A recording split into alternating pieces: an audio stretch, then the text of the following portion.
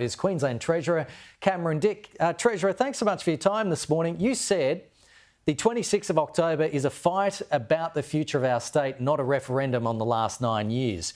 You were a key minister in the Palaszczuk government. Why did you feel the need to distance yourself from those years?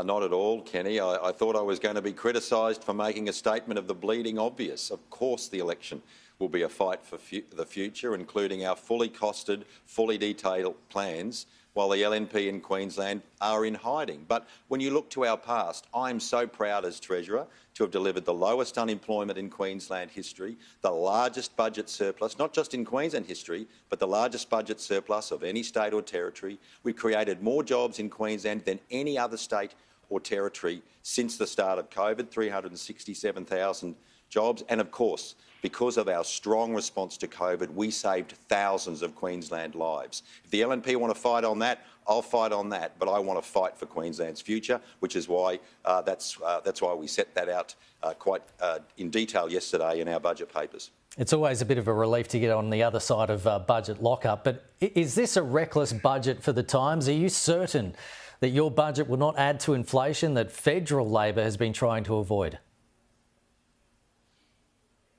Oh, the advice from Queensland Treasury is quite clear. Our targeted cost of living support measures, particularly around electricity rebates, $1,000 for every Queensland household, rolling out from July, and of course almost free public transport, our 50-cent fares. That targeted cost of living relief, the advice from Treasury makes very clear, will put downward pressure on inflation, taking 1.25 percentage points off inflation next financial year. We look like lowering inflation to 2% in Queensland, which would be the lowest in Australia. So we found that balance. Important cost of living relief now, but making sure it doesn't exacerbate inflation. So helping Queenslanders, but not inflaming inflation.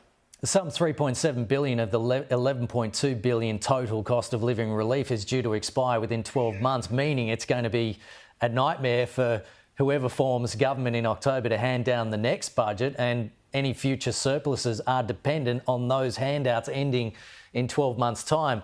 Is that by design, or why did you design it like that?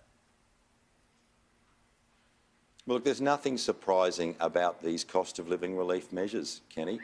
Electricity bill rebates we have been providing in Queensland for at least 7 years. So there's nothing new about this. And of course, when Queenslanders need cost of living relief, we deliver it. We're looking at a trial of almost free public transport. We announced that when we said that we were going to deliver 50-cent fares. And if that, of course, shows improved patronage in public transport and also lowering congestion on our roads, I'm sure any government next year will look to embed that in the future. But we need to look at the outcome of the trial first. So there's nothing surprising about this. It's something we've done for years. We've made that very clear commitment. I'm just surprised the LNP won't tell us what their plan is, including their plan to cut.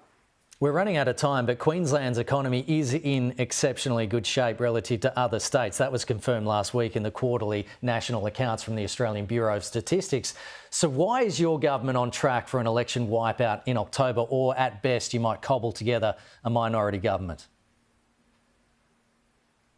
We're fighting for Queensland's future, Kenny. That's the reality. We've got those fully costed, fully detailed plans, and we've been open and transparent with the people of Queensland.